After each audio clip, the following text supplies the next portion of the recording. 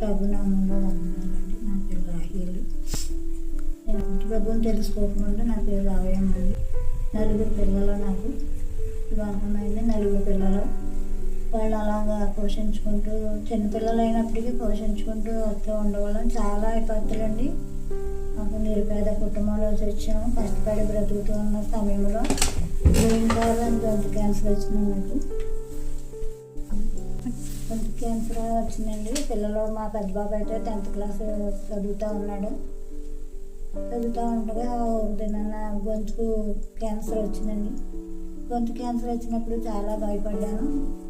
మా బాబు చదువు 10th class ఇంకా పరీక్షలు రాయలేదు. నేను భయపడినప్పుడు అమ్మగారు వస్తూ ప్రార్థన చేస్తూ ఉండేవారండి. సువార్త ప్రకటిస్తూ ఉండేవారు. ఉండగా అలాగా ఒకటి నాన్నగారు మా ఇంటికి వచ్చారు. మా అమ్మ కోసం వచ్చారండి. మా అమ్మ కోసం వచ్చి అమ్మ రాలేదని మా అమ్మ అయితే ముందుగా రక్షణ పొందిందని మాకు తెలియకుండానే ఊళ్ళో ఉండేది. ఆమె గొంతుకు పుండడిపోతే మా అమ్మాయి తనంతకు తనే ప్రార్థన చేసుకుంటూ మాకు ఎవరికి తెలియకుండానే రక్షణ పొందిందండి. ఆమె స్వస్థత పొందింది. రక్షణ తీసుకుని స్వస్థత పొందిన తర్వాత నాన్నగారు వచ్చారు. అమ్మ రాలేదనేసి ఒక రోజున అమ్మ రాలేదు ఈరోజు ప్రార్థనకి అనేసి వచ్చినప్పుడు అక్కడ అమ్మ నేను కూర్చొని ఉన్నానండి. నన్ను చూశారు. నాన్నగారు చూసి అమ్మ రాలేదేమో నువ్వు అని అడిగితే రాలేదని చెప్పారు. అమ్మ నేను చూసి ఎలా ఉన్నా అమ్మ అంటే నీరసంగా ఉండండి, బాగాలేదు, గొంతుకు క్యాన్సర్గా వచ్చిందంటే అప్పుడు నాన్నగారు చూసి అమ్మని బాగు చేశారు, దేవుడు నీకు బాగు చేస్తారు, రామ్మ చర్చికి అని చెప్పేసి చెప్పారండి నాన్నగారు.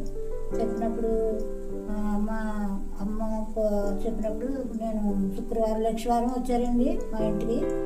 అక్కడ సుమారుకోవటం జరుగుతుందని మా అమ్మ వెళ్ళలేదని వచ్చినప్పుడు అమ్మని చూశాక నన్ను చూసి ప్రార్థన చేయండి అయ్యారంటే అమ్మ అంటే ఇలా అని చెప్పారండి, గొంతు క్యాన్సర్ వచ్చిందని చెప్పినప్పుడు నాన్నగారు అన్నారు, మందిరానికి రామా, వచ్చి ప్రార్థన చేసుకో, మేము ప్రార్థన చేస్తాము, దేవుడు స్వస్థపడతాడు. హాస్పిటల్కి తీసుకెళ్ళారు. మా తమ్ముడు పక్కన కూర్చున్నారండి. మా తమ్ముడు పిలిచి మీ అక్క 4 పిల్లలు తల్లిగా ఉంది, ఆమె బలహీనంగా ఉంది, దేవుడు స్వస్థపడతాడు, మందిరానికి రండి తీసుకురండి అని చెప్పారు. చెప్పినప్పుడు నేను లక్షవారమే చెప్పారు నాన్నగారు. మధ్యాహ్నం వచ్చి నేను శుక్రవారం ఉదయం అక్కడ మాకు దగ్గరగా పాక ఉండేదండి. నాన్నగారు చిన్న పాక ఉండేది. అక్కడ అమ్మగారు పిల్లలు వస్తూ ఉండేవారు. పుష్పమ్మగారు సువార్త కూడా ప్రవర్తిస్తూ ఉండేవారండి. తీసుకుని వస్తూ ఇంటింటికి.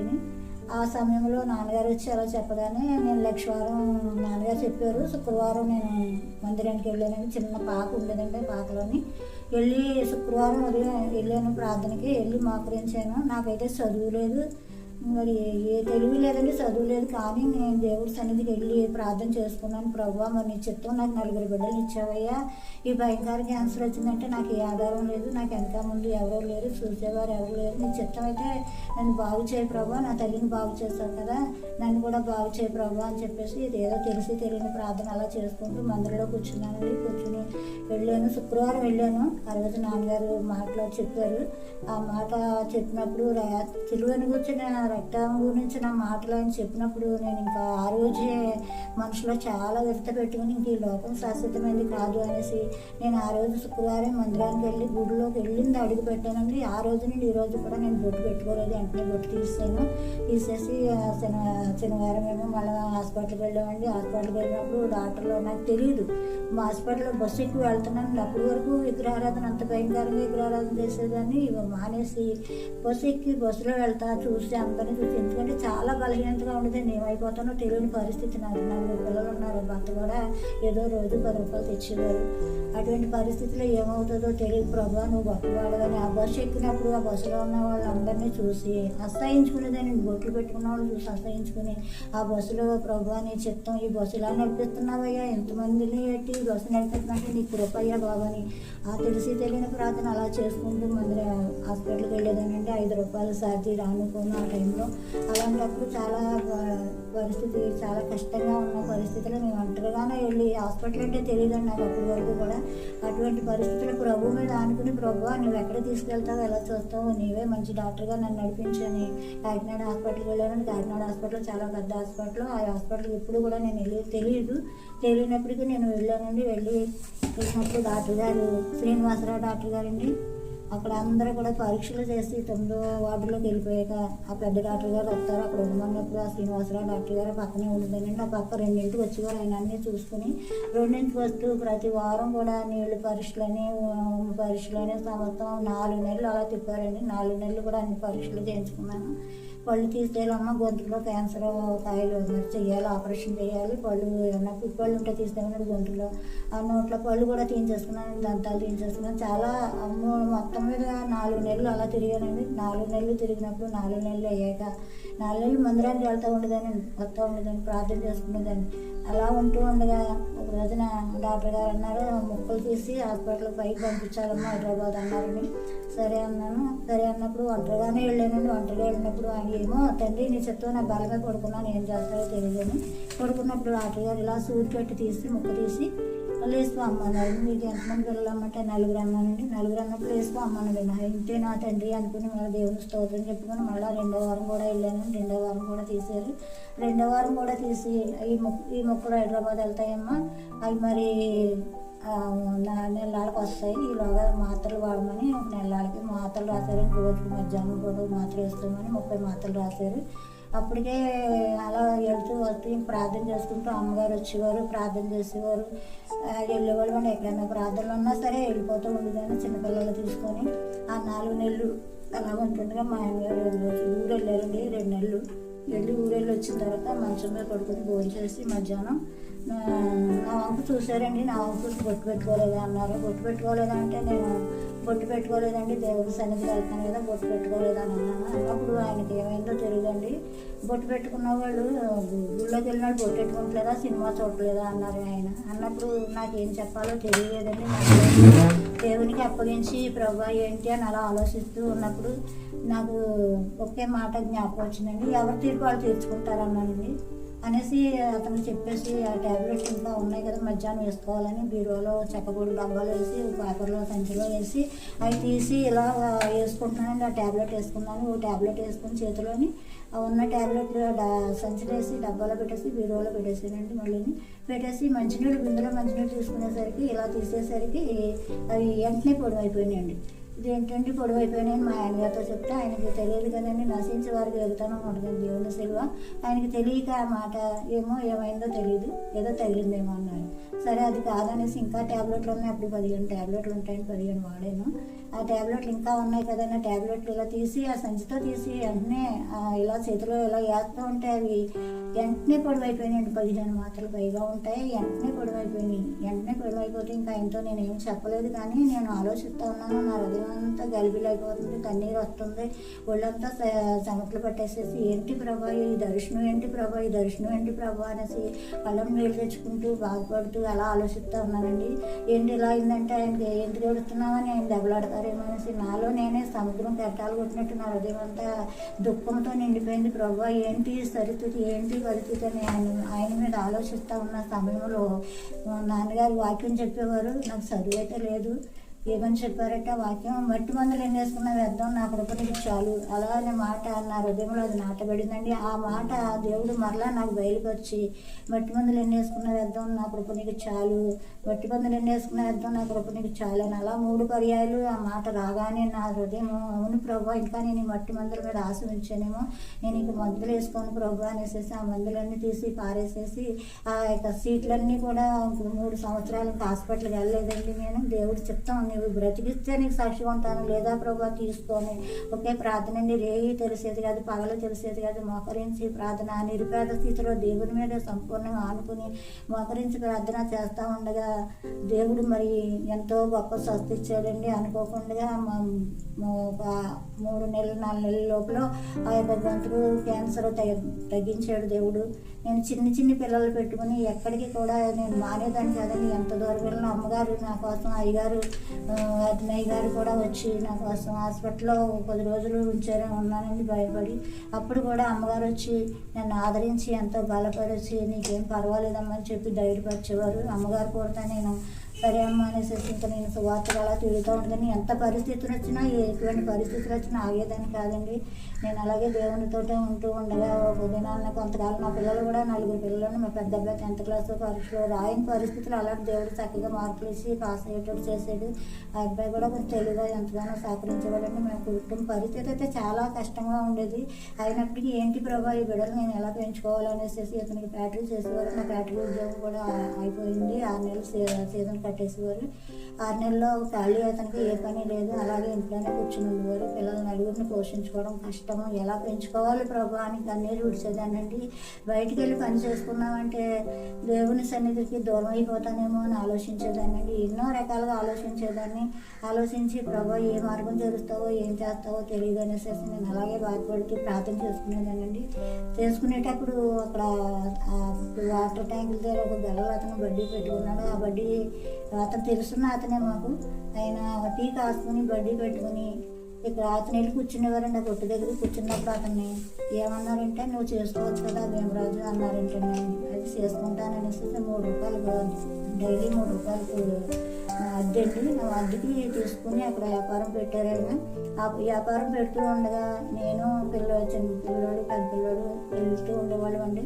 వెళ్తూ అక్కడ చేసుకుంటూ ఇడ్లీని పూరి పెట్టుకుని కూడా అలా పని చేసుకుంటూ రోజు 10 రూపాయలు 15 రూపాయలు అలా వచ్చేయండి. అలా కలుపుతూ ఉండగా ఒక దినాన్న అయితే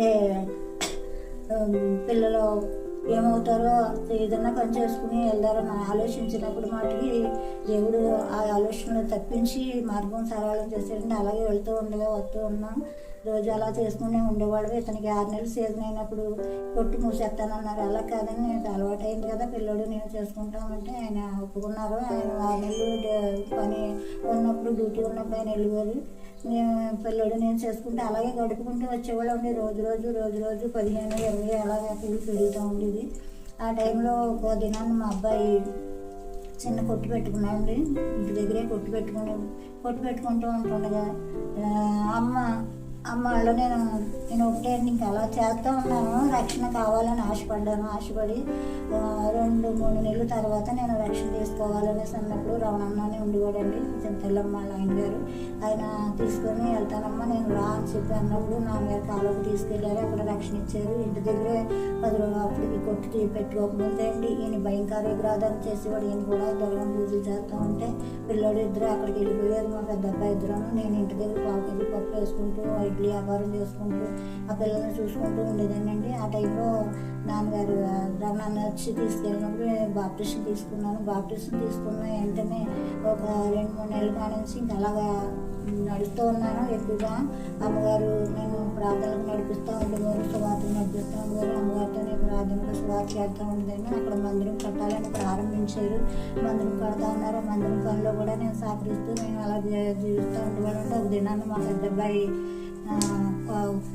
ఐస్ తెచ్చాడన్న కొట్టుకి తెచ్చి ఐస్ ఇలాగా తీసి బయట పెడదారని అనుకునేలాగా ఆ కంట్లోకి సోడాలు వెళ్ళిపోయినాడు. సోడాలు 9 సోడా గుడ్లు 3 రింకు గుడ్లు అందులో ఉన్నాయండి. 9 సోడాల గుడ్లు కూడా టప్ అని వెళ్ళిపోయి పడిపోయాడు. నెక్కి పడిపోగానే ఆ కంట్లోకి చిన్న రావుకి వెళ్ళిపోయింది. ఆ రావుకి వెళ్ళిపోయిన వెంటనే అబ్బాయి కళ్ళు మూసేగానే వేసి హాస్పిటల్కి తీసుకెళ్ళండి. అప్పుడు 2 నెలలు 3 నెలలు పని చేసేవాడు ఆ యొక్క పెద్దాపురం ఆయిల్ ఫ్యాక్టరీలోని. అక్కడ 2 నెలలు మానేయడం వల్ల వాళ్ళు పట్టించుకోలేదు. కానీ ఏసీ హాస్పిటల్కి వెళ్తే వాళ్ళతో కాకినాడ పంపించేశారు. ఆ కాకినాడ పంపించేస్తే కంట్లో ఆపరేషన్ చేయాలన్నారు. చేశారు. అది చేసిన తర్వాత 10 రోజులు ఉన్నామండి. తీసుకొచ్చాం. కానీ వారానికి ఒకసారి ఇంజక్షన్ చేయించుకుంటూ వెళ్ళేవాడు.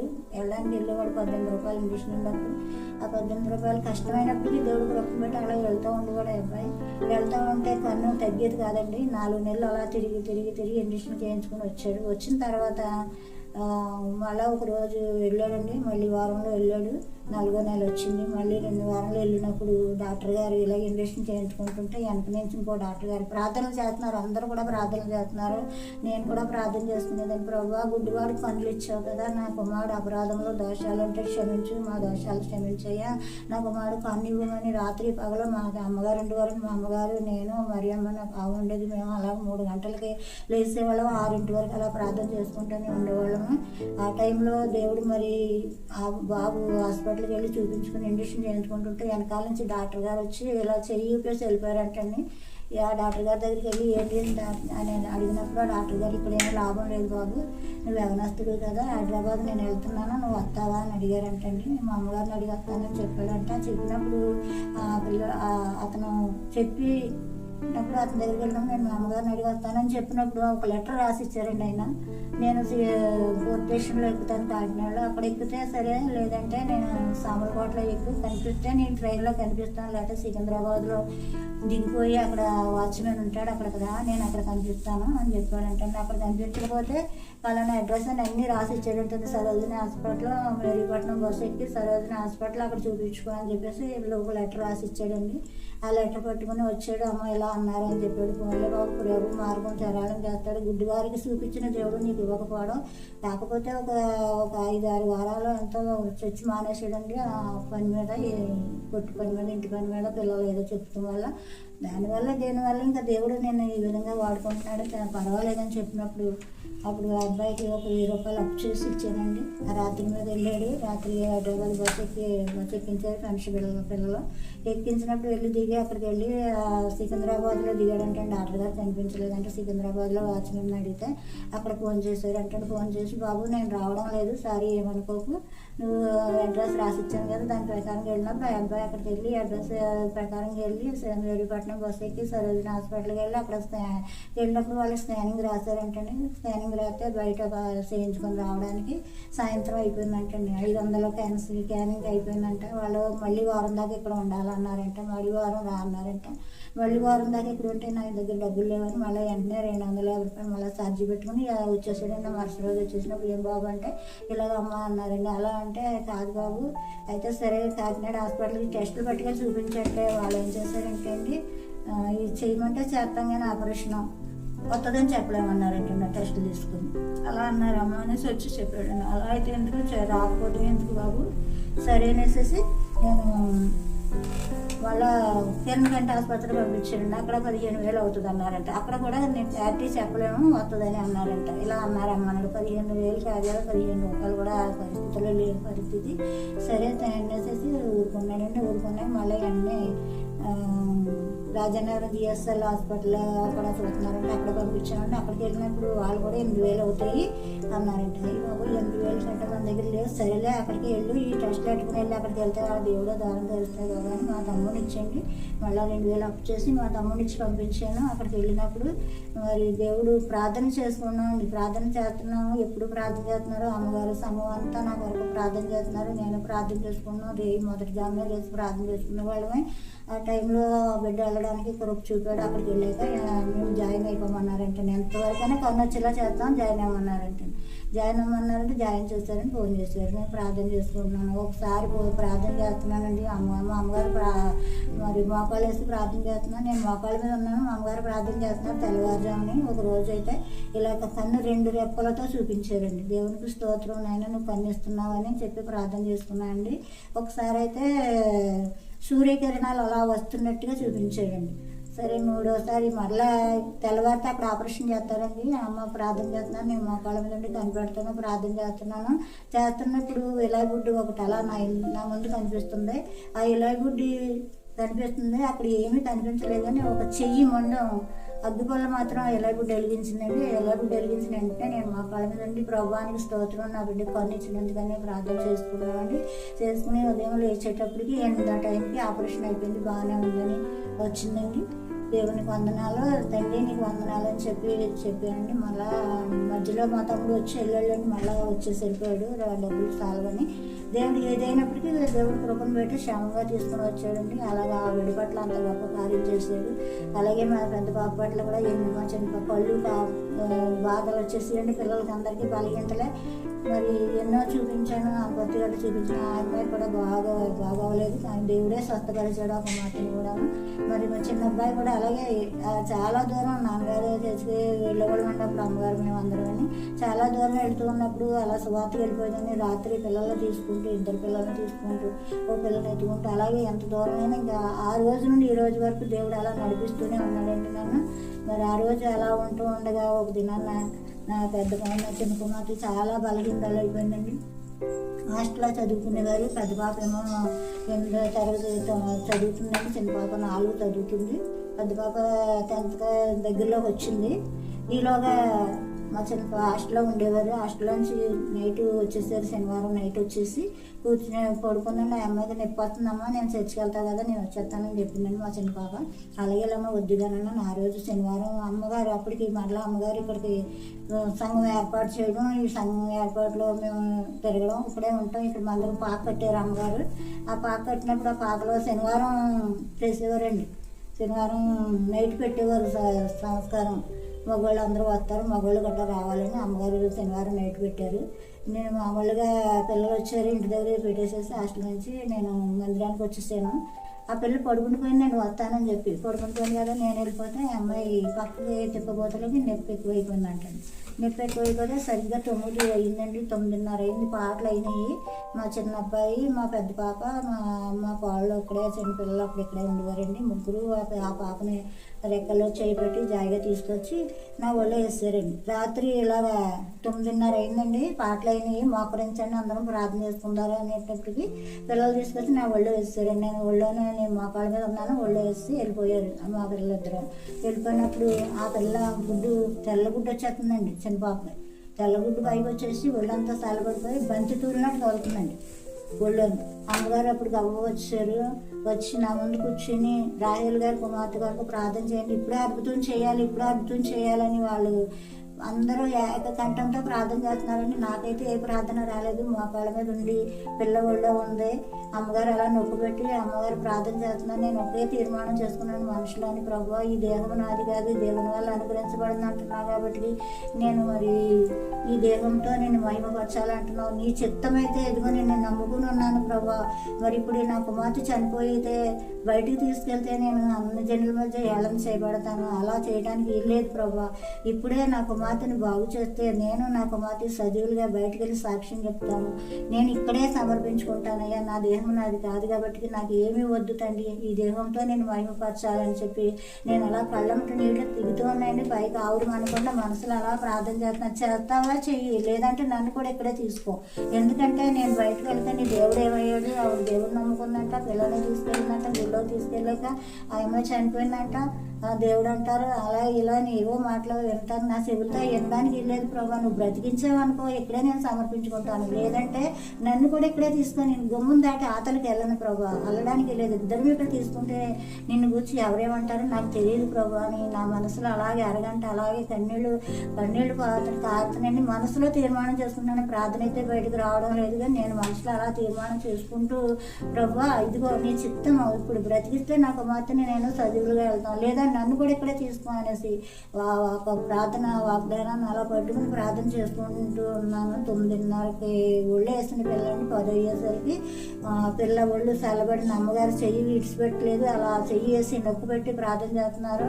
అరగంటలో ఆ కుమార్తె ఒళ్ళు చల్లబడి మామూలుగా తెల్లగుడ్డు వచ్చి లేచి కూర్చుందండి. అమ్మగారు కూర్చోబెట్టారు. వెంటనే బేబీ మణి అన్న వాళ్ళు ఉండేవారు సంఘంలోని.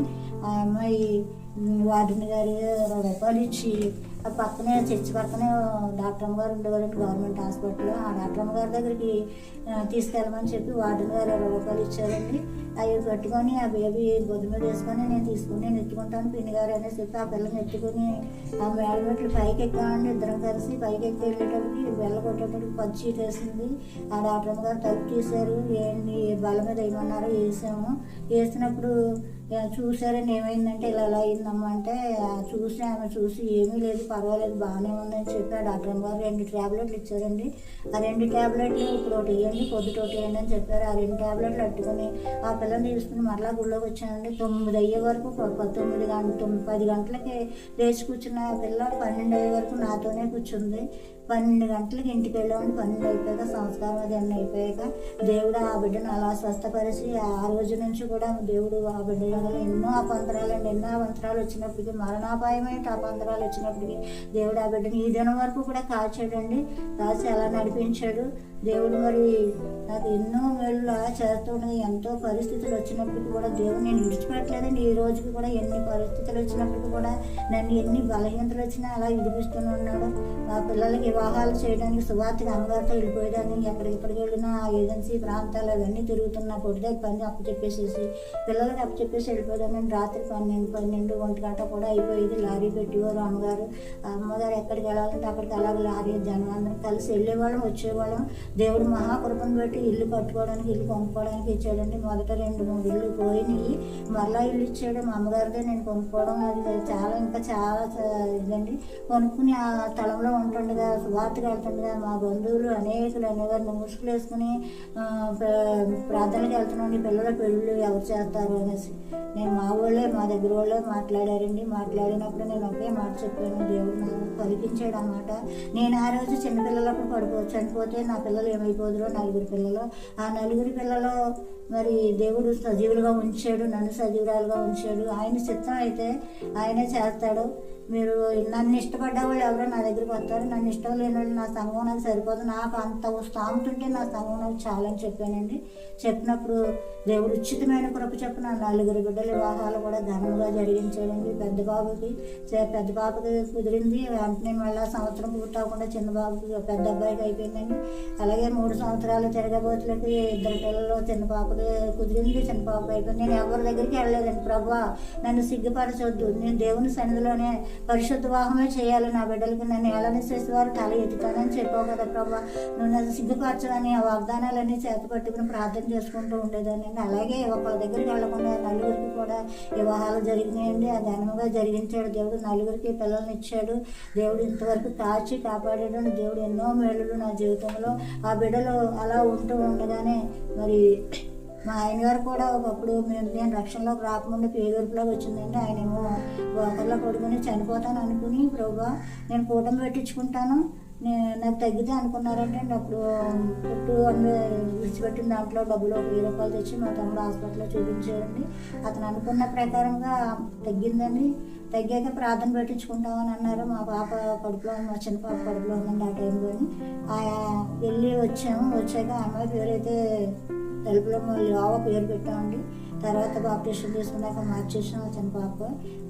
ఆ రోజు నుండి ఈ రోజు ఆయన అలా వస్తూ వెళ్తమే కానీ మార్పు లేదండి ఆయనకి. మరి దేవుడి చిత్తమైతే ఆయన మార్చబడాలని ఆశపడతా ఉన్నాను. మరి దేవుడు చేసే కార్యాలు అయితే చాలా సాక్ష్యం అండి చెప్పడానికి. నా నిరుపేద కుటుంబంలోంచి వచ్చిన నన్ను ఎన్నో కష్టాల నుండి ఎన్నో వ్యాధులు బాధల నుండి విడిపించాడు. ఆ విధంగానే దేవుడు నన్ను బలపరుస్తున్నాడు. ఎటువంటి పరిస్థితులు వచ్చినా ఈ రోజు కూడా నేను ఎవరి మీద ఆనుకోవటం అంటే జరగలేదండి. దేవుడు నా దేవుడు నన్ను విడిపిస్తాడని ఆశపడుతూ జీవిస్తూ ఉన్నాను. దేవుడు మరి ఇంతవరకు అలా నడిపిస్తూనే ఉన్నాడండి. మరి ఈ రోజున ఆ గృహం కూడా అనుభవించుకోవాల్సి వచ్చింది. అయినప్పటికీ దేవుడు నడిపిస్తాడు. నాకు ఇది స్థిర నివాసం కాదు అని నేను ఆలోచిస్తూ ఉంటానండి. ఎన్ని ఆలోచనలు చేసినా దేవుడు ఆయన చిత్తం లేనిదే జరగదు. ఎన్ని ఇల్లు ఇచ్చినప్పటికీ ఇదేనా ఇల్లు లేకుండా ఉన్నానంటే ఆయన స్థిరమైన నివాసం నాకు ఇవ్వబోతున్నాడు. ఆ రాజ్యానికి చేరాలని ఆశపడుతూ ఉన్నాను. నేను నా కుటుంబం అంతా కూడా దేవుని సన్నిధిలో ఇంకా ఎదగాలని ఆశపడుతున్నాను. బిడ్డలు చూస్తే ఇంకా చాలా వెనుకబడి ఉన్నారు. వారు కూడా రక్షణ పొందారని. చిన్న కుమారుడికి రక్షణ లేదు, మా ఆయన గారికి రక్షణ లేదు. మరి వాళ్ళిద్దరు కూడా దేవుడి సన్నిధిలో మార్చబడాలని కన్నీరు విడుస్తూ ఉన్నాను. దేవుడు మరి ఆయన చిత్తం అయితే వాళ్ళు మార్చబడాలి. పెద్ద బాబు కూడా కుటుంబం మరి ఇంతవరకు ఎంతగానో కాపాడినారని. ఎన్నో శ్రమలు వచ్చిన వాళ్ళ కుటుంబం ఎంతగానో కాచి ఉన్నారు.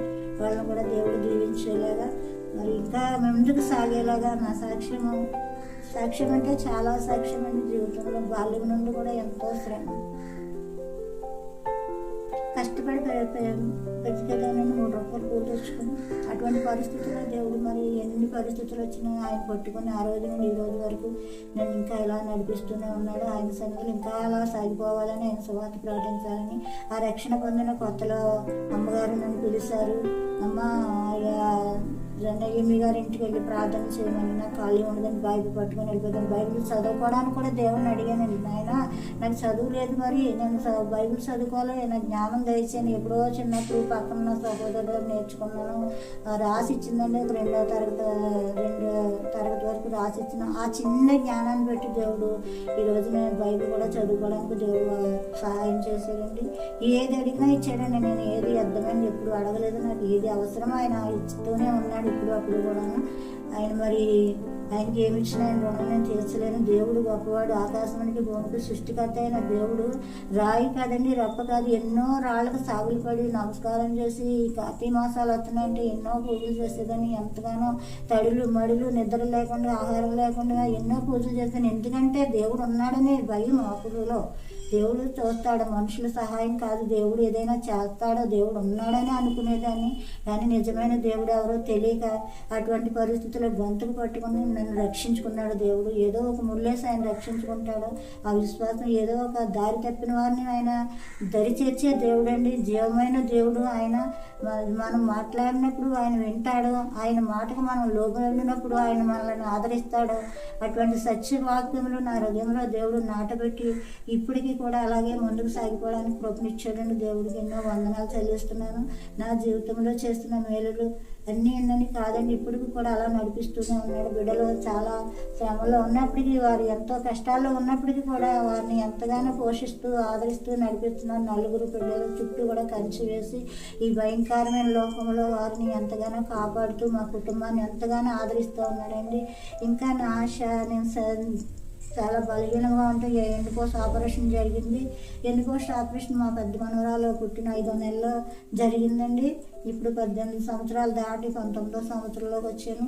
అయినప్పటికీ అప్పటి నుంచి కూడా ఎంతో బలహీనత, ఎన్నుకోస మరలా గొళ్ళు అయిపోయింది అన్నారండి డాక్టర్లు. మీ అమ్మగారు పునాదిలే నీళ్ళు అలాంటిదని పాలు లాగేస్తుందని 7 హాస్పిటల్కి వెళ్ళినప్పుడు డాక్టర్ గారు అన్నారు పునాదిలే నీళ్ళు ఎలా ఉంటుందని అడిగినప్పుడు మా అబ్బాయి అన్నాడు ఎప్పుడు పడిపోద్దో తెలియదు, అటువంటిదే పరిస్థితి అన్నారండి. ఇప్పుడు 14 సంవత్సరాలు దాటి అవుతూ ఉందండి. మా చిన్న మనవడు పుట్టిన నెలలకి ఆ రోజు నుండి ఈ రోజు కూడా దేవుడు మరి అలాగే నడిపిస్తూ ఉన్నాడు. బాధ వచ్చినా దేవుని సన్నిధిలో బలపడతాను, ఆయన ప్రార్థించుకుంటాను. ఉదయానికి లేపుతాడు ఆయన, రాత్రి అంతా ఏడ్చినాను, ఉదయానికి సంతోషం కలిగిన దేవుని వాక్యం ద్వారా ఆయన సంతోషం ఇస్తూ ఉన్నాడండి. ఈ రోజు కూడా అలా నడిపిస్తూనే ఉన్నాడు. మరి ఆయనలో ఇంకా కొనసాగిపోవాలని, ఆయనలో మా కుటుంబాలని ఇంకా ముందుకు సాగిపోవాలని ఆశపడుతూ ఉన్నాను.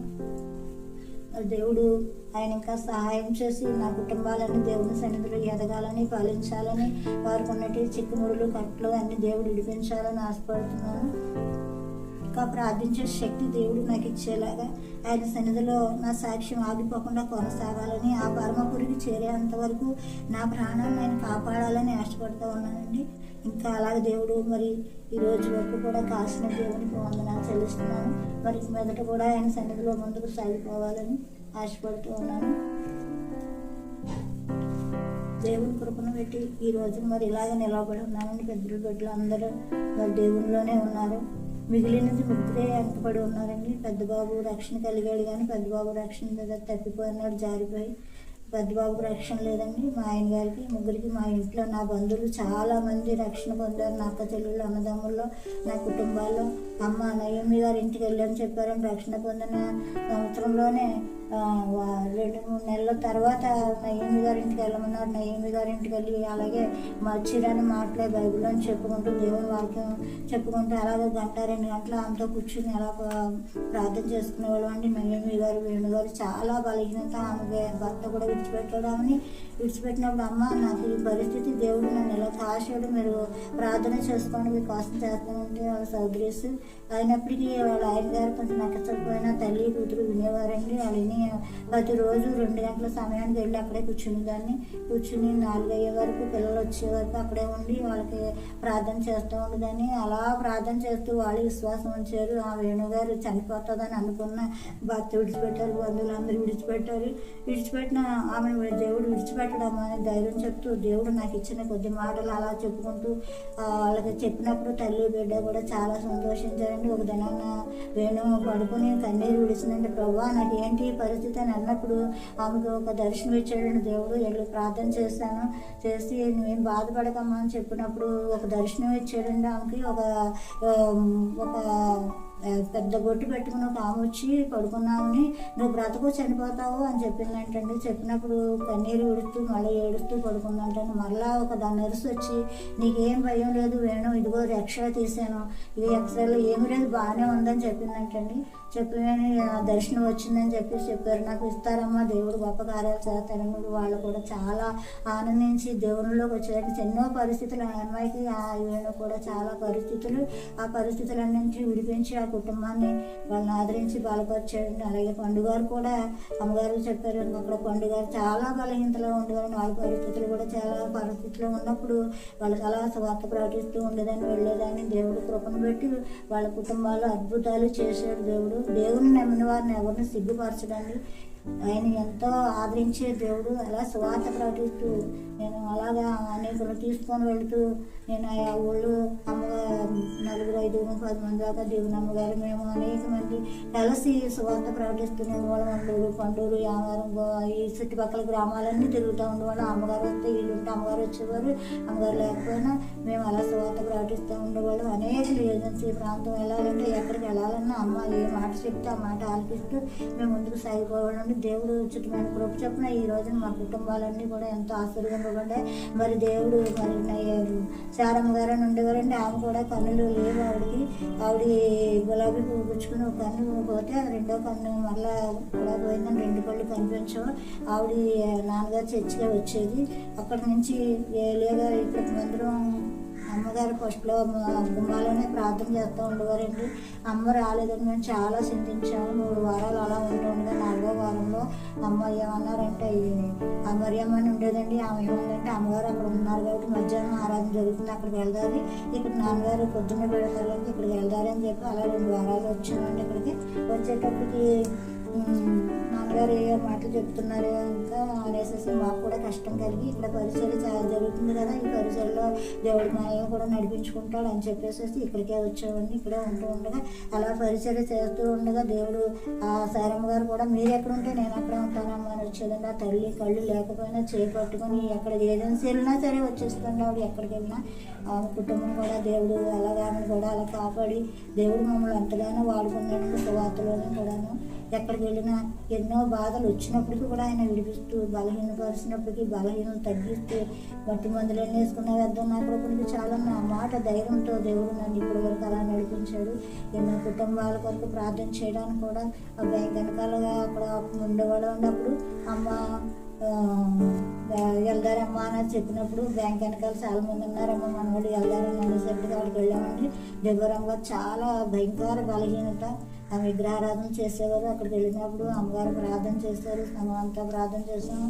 వాళ్ళ అత్తగారు అయితే మెళ్ళ నిన్ను తావెత్తులుండి అవి తీసేసి మేము వెళ్తాం అనేటప్పటికి ఆ మెళ్ళ వేసుకుని ఆమె తాడు వేసేది.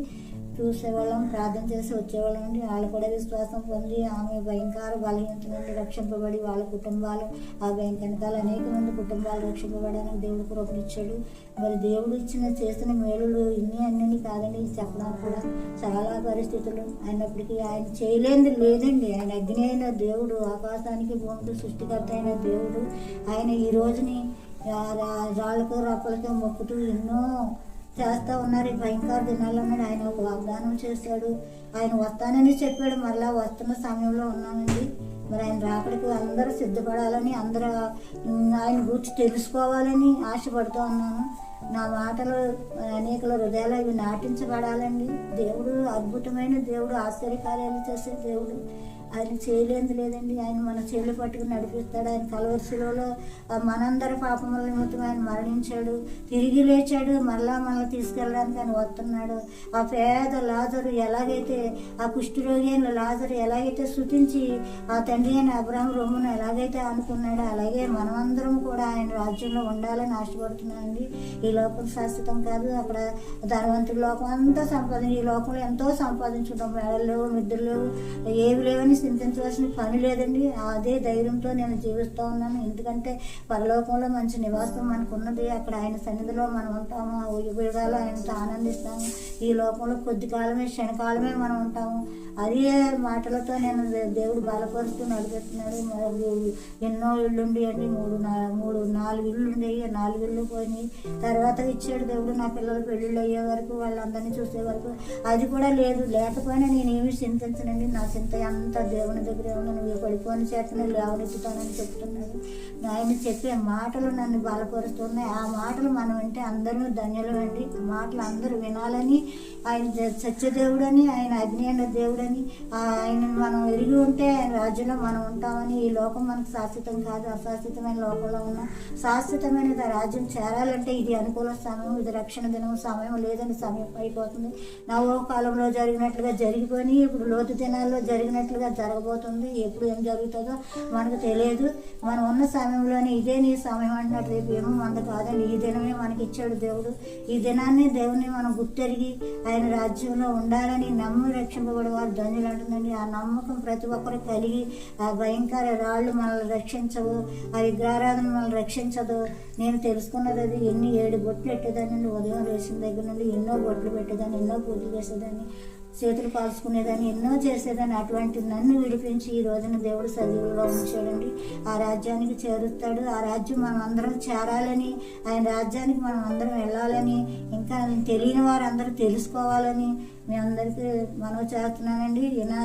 ప్రతి ఒక్కరు కూడా ఇప్పటి వరకు ఒకవేళ దేవుడు తెలియకపోతే ఇప్పుడైనా ఇదే అనుకూల సమయం, ఎప్పుడైనా నమ్మి దేవుని సన్నిధికి రావాలని, ఆయన దేవుడని, ఆయన సజీవుడని, మరణాన్ని జయించి లేచాడని నమ్మాలని మీ అందరికీ నేను మనవి చేస్తున్నానండి. అందరూ వినాలి, అందరూ నమ్మాలి, అందరూ రావాలి. 2 దారులు ఉన్నాయి మనకి. ఏ దారి ఎంచుకోవాలో మనం ఆ దారి మార్గము దేవుడే వేస్తూ సత్యము మార్గము జీవమై ఉన్నాడు. ఆయన జీవాన్ని మనం వెతికి కనుగొని ఆయనలో ఉంటే ఆయన రాజ్యంలో మనం అందరం ఉంటామని ఆశపడుతున్నానండి. అది ఇస్తాడు సత్యము. ఆయన సత్యమైన దేవుడు. నమ్మిన వారు అందరినీ కూడా విడిచిపెట్టే దేవుడు కాదు. ఎటువంటి శ్రమలు వచ్చినా ఆయన విడిపెడతాడు. శ్రమలో ఆయన నీకు తోడుగా ఉంటాను అన్నాడు. దిగులు పడకంటున్నాడు. అలలు ఎన్ని వచ్చినా అదిరిపోవద్దు అన్నాడు. దేవుడి భక్తుడు పాటలు రాస్తున్నాడు, ఎన్నో పాటలు. మరి ఆ పాటలు కూడా నన్ను ఎంతో ఆదరిస్తూ ఉంటాయి, బలపరుస్తూ ఉంటాయి. అవే నెమరు వేసుకుంటూ ఉంటాను. మీ అందరూ కూడా అనేకులు తెలియని వారు అందరూ కూడా తెలుసుకోవాలి. తెలిసిన వారు కూడా తప్పిపోయిన వారుగా ఉండకూడదని, ఆయన రాజ్యానికి మనం చేరాలంటే మనం వెనక తట్టు చూడడానికి లేదు. శ్రమైన, కరువైన, హింసైన దాన్ని జయించేవాడు ధన్యుడు అంటుంది దేవుని వాక్యం.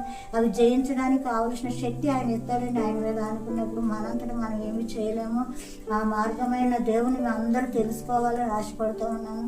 ఇంకా అనేకుల కొరకు ప్రార్థించే శక్తి కూడా దేవుడు నాకు ఇవ్వాలని ఆశపడుతూ ఉన్నానని, ఇంకా ఆయన సువార్తలు ముందుకు సాగాలని. మరి చాలా బలహీనమైనప్పటికీ నా బలహీనత నాకు దేవుడు ఇచ్చాడు. ఎండిన ఎముకలలో జీవం పోస్తానని సెలవిచ్చిన దేవుడు, ఈ గొప్ప సైన్యంగా చేస్తానని చెప్పిన దేవుడు నా ఎండిన ఎముకలలో ప్రతిరోజు జీవాన్ని ఇస్తానే ఉన్నాడండి, నడిపిస్తానే ఉన్నాడు. లోకం చూస్తే ఎంతో భయంకరంగా ఉంది. హాస్పిటల్లో ఎందరో లేవలేని పరిస్థితులు, ఎన్నో భయంకరమైన వ్యాధులు, అంతుపట్టని వ్యాధులు, ఇవన్నీ వస్తాయని చెప్పాడు. అవి మనం గుర్తెరిగి దేవుడు త్వరగా వస్తున్నాడని, ఆయన ఎదుర్కోవాలని, ఆయన రాజ్యంలో ఉండాలని ఆశ కలిగి అందరూ రక్షణ పొంది ఉండాలని ఆశపడుతూ ఉన్నానండి. ఆ ధనవంతుడు లోకం అంతా సంపాదించుకున్నాడు. ఆ రోజు ఆ లాజర్ గుమ్మం దగ్గర ఉన్న లాజర్ని పట్టించుకోలేదు, వెళ్ళిపోయేవాడు వచ్చేవాడు. ఆ రాత్రే ధనవంతుడు కూడా చనిపోయాడు. ఎక్కడ ఉన్నాడండి? అగ్నిలో వేతన పడుతున్నాడు. గుమ్మం కాడున్న లాజర్ని పిలవలేని ఆ యొక్క ధనవంతుడు ఆ యొక్క అగ్నిలో వేతన పడుతూ ఆ యొక్క లాజర్ని పిలుస్తున్నాడు. తండ్రి అయిన అబ్రాహ్మ, ఒక లాజర్ని పంపించి ఒక సొక్క. అక్కడికి వెళ్ళాక అబ్రాహ్మ కూడా ఈ 2 దారులండి. అక్కడికి వెళ్ళాక ఏది మనకు ఉండదు. ఇక్కడే మనం అన్నీ సరిచేసుకుని, ఇక్కడే మన క్రియలు, మన తలంపులు, మన ఆలోచనలు అన్నీ సరిచేసుకుని ముందుకు సాగిపోవాలని ఆశపడుతున్నానండి. అందరూ కూడా ఆ దేవుని, నిజ దేవుని తెలుసుకోవాలని ఆశపడుతున్నాను. ఆయన మరి దేవుడై ఉన్నాడు మనకి. మనం ఆయన ప్రజలమై ఉన్నాము, ఆయన సొత్తు ఉన్నాం. ఆదాము అవ్వలను సృష్టించిన దేవుడు ఆజ్ఞాతిక్రమే పాపం అంటండి. మనం ఈ లోకంలో ఏదో కాదు, ఆయన మాట వినకపోవడమే పాపం అండి. ఆయన ఆజ్ఞను గైకొనకపోవడమే పాపం అంట. ఆ పాపాన్ని విడిచిపెట్టి ఆయన హత్తుకున్న వారు అందరూ కూడా ధన్యులు, ఆయన రాజ్యంలో ఉంటారని ఆశపడుతూ ఉన్నాను. అందరూ ఆయన రాజ్యంలో ఉండాలి. ఇక సమయం లేదండి, సమయం త్వరపడుతూ ఉంది. వచ్చే సూచనలన్నీ మనకు కనబడుతూనే ఉన్నాయి. ఆయన రాకడ సూచనలన్నీ, అవన్నీ జయించాలంటే మిగిలిన ప్రతి ఒక్కరూ కూడా ఆయన రక్షణ పొందాలి, ఆయన రాజ్యంలో ఉండాలి, ఆయనే దేవుడని నమ్మాలి, ఆయనతోటే నిత్య రాజ్యంలో ఉండాలి.